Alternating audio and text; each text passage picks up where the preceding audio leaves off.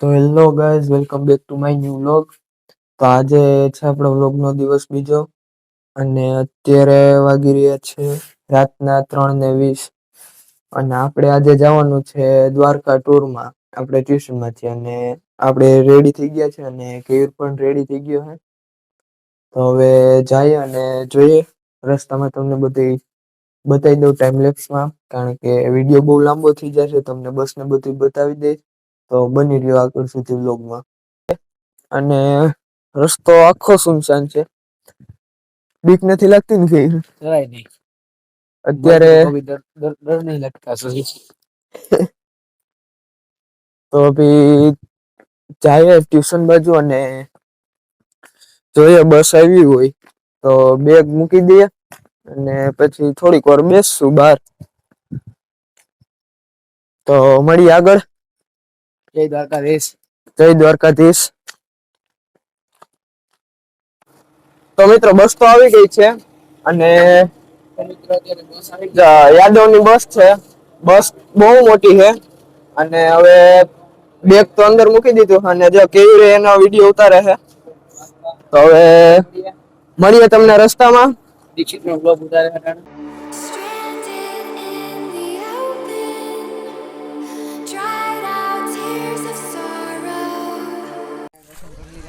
તો ગાઈસ, અત્યારે આપણે રસ્તામાં એક સ્ટોપ લીધો છે મોચાનમનનો અને આપણી બસ છે જોવા ઊભી, દેખાતી જશે તમને. આ મોચાનમન છે અને આ બધા આપણા મિત્રો અને આર્ય કેયુર. તો મિત્રો હવે મોચાનમન બાદ આપણે આવી ગયા છે નરવાઈ માતાજીના મંદિરે. આ ઉભો કેયુર, ઉભો સોડા પીવે અને આર્ય આપણો કાનાભાઈ, આ ધવલભાઈ ને આર્યા છેલ્લે માનવભાઈ. આપણે બેસી ગયા કેબિનમાં ફૂલ ગીતની મજા સાથે. તો મિત્રો આપણે પહોંચી ગયા છે દ્વારકા અને આ છે આપણી ટ્યુશનની ગેંગ અને આર્યો કેવું આખા ગામની પેલા. તો આ રહ્યું આ સાઈડ છે મંદિર, ત્યાં દેખાતું છે તમને થોડું થોડું. તો મિત્રો આ છે દ્વારકાનો ગેટ અને પાછળ આપણી આખી ગેંગ આવે છે અને આ રહ્યો કેયુર. અને અત્યારે દર્શન માટે બહુ મોટી લાઈન લાગેલી છે ગાડીઓની, તમે જોઈ શકો છો.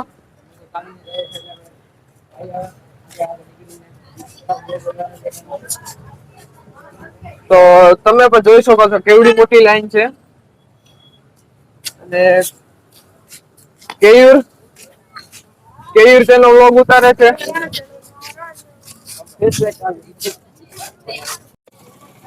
સારી મિત્રો દ્વારકાનું મંદિર અને અમે બધા જઈએ છીએ દર્શન માટે.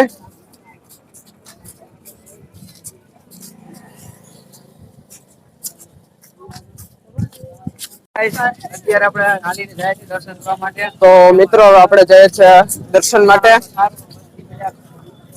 અને જો આ છે આપણા સર અને ત્યાં કેવીર પણ તેનો વ્લોગ બનાવે છે અને આર્યા સર અને આ રે આખી ગેંગ. તો હવે અંદર તો દર્શન નહીં કરાવી શકું તમને, કારણ કે અંદર ફોનની મનાઈ છે, એટલે હું તમને દૂરથી દર્શન કરાવી દઈશ એટલે તમે દર્શન કરી લેજો. તો મિત્રો આપણે જઈ રહ્યા છીએ દ્વારકાના મંદિર તરફ.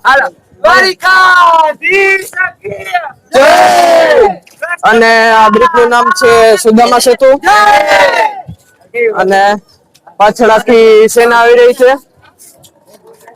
અને આગળ પણ છે સેના જઈ રહી છે.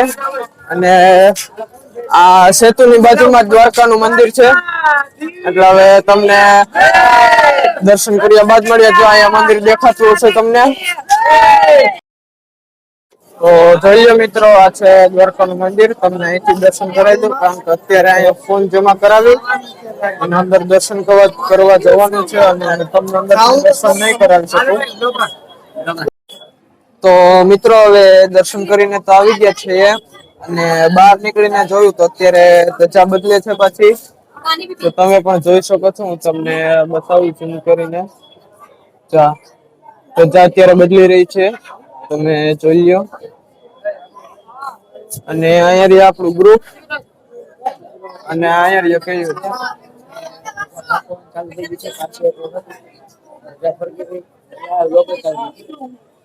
અને અહીંયા રહ્યો કેયુરભાઈ. આ રહ્યું આખું આપણું ગ્રુપ. હવે દર્શન તો કરી લીધા છે, મેં તમને છેટેથી દર્શન કરાવી લીધા છે, કારણ કે અંદર ફોન અલાઉડ નથી. એટલે હવે બસ તરફ જઈએ અને હવે જવાનું છે સુદર્શન સેતુ. તો હવે મળીએ થોડી વાર પછી. આપણે દર્શન કરી નીકળી ગયા છીએ અને મારા ભેગો છે કેયુર અને જેકી. તો હવે જઈએ બસ તરફ. કેયુરભાઈ કઈ કહેવા માંગશો? હા, દર્શન કરી લીધા, ખૂબ મજા આવી ગઈ. ટ્રાફિક એટલું બધું હતું, દર્શન બંધ થઈ ગયા છે. હવે આપણે બસ તરફ જઈએ છીએ, એટલે હવે 2-4 પણ જવાનું છે. ચાલો જઈએ, આપણે મળીએ આગળ. હવે બસ માં જઈને તમને મળીએ. તરફ જતા હતા તો આપણને છાસ વાળા ભાઈ મળી ગયા હતા, એટલે આપણે લઈ લીધી છાસ અને કેયુરે લીધી છે. એનો લોક ઉતારે છે, તો હવે પીએ છાસ. ના માનવ છે, અન્ય 50 લીધી છે. જો કેયુર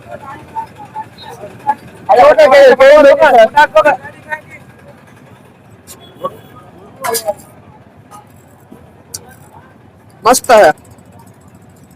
હું કે માનો ભાઈ મજા આવી છાસ પીને? ભાઈ તમને મજા આવી છાસ પીને? એક નંબર છાસ છે. તમે દ્વારકા આવો તો જરૂર છાસ પીજો. હવે કાળે કાળે ભેલે ધોળો ધોળો દહીં black buffalo very very nice buttermilk ice 5 kilo મોકલાવો મારા કલેજા કાળે ભેલો ધોળો દહીં. દ્વારકા આવો તો પીજો. જય દ્વારકાધીશ લ્યો મારા કાળજા કટકા. જય દ્વારકાધીશ.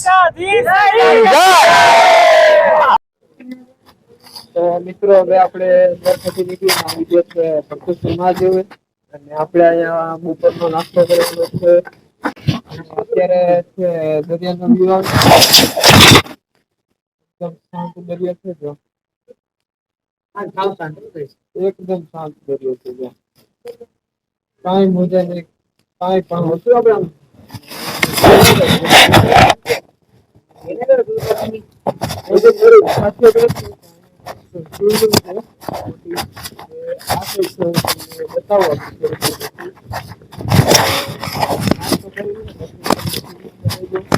પૂજા કરીએ રસી લે આપણે બધા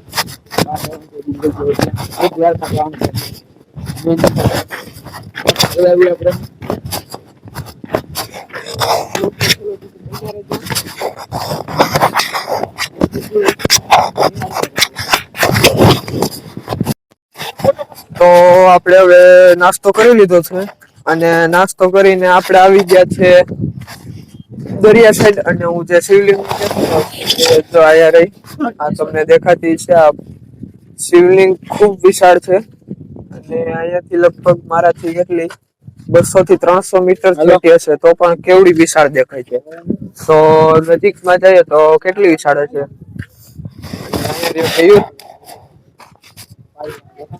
અને આ રે આખી ગેંગ.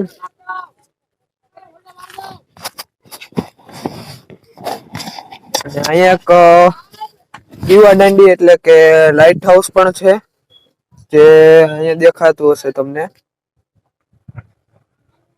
તો હવે તમને મળીએ હવે થોડીક વાર પછી. થોડીક વાર અમે ફરી લઈએ. તમે જોઈ શકો છો કેટલી વિશાળ છે, અને ત્યાં જ તેનું મંદિર છે.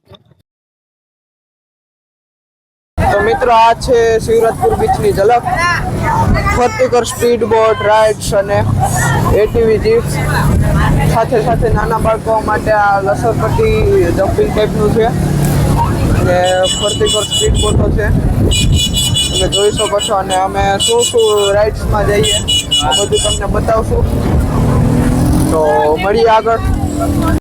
તો ગાઈઝ અત્યારે આપણે પહોંચી ગયા છે નાગેશ્વર મહાદેવનું મંદિર છે ત્યાં, અને ત્યાં એક શંકર બાપાની મોટી મૂર્તિ છે અને તમને બતાવી દઉં તે મૂર્તિ એટલે કેટલી ઊંચી મૂર્તિ છે.